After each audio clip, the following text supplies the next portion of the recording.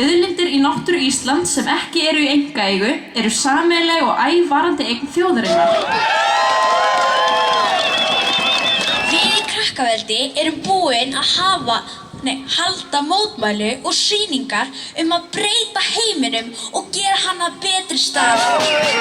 Þeir sem taka sína eigin hagsmuni fram yfir hagsmuni almennings gera sér ekkert endilega grein fyrir því sjálfir. Manneskjan bara svo gölluð að það hægt að réttlæta nánast hvað sem fyrir sjálfum sér. Og þess vegna stjórnarskráin mikilvæg. Hún leikreglur fyrir okkur öll. Það ekki til neitt fyrirlitlegra en fólk sem kemur sér hjá því að greiða í sameiginlega sjóði. Hvort sem það hér innanlands eða erlendis. Engin lög komi í veg fyrir að þeir sem í aðstöðu til þess maka krókinn nema við segjum líka þú mátt ekki vera með og ætlar að haga þér svona. Þú dæmdur úr leik ef þú kemur peningum undan sameiginlegum sjóðum og þú missir virðingu okkar ef þú níðist á fátæku fólki og fátækum þjóðum.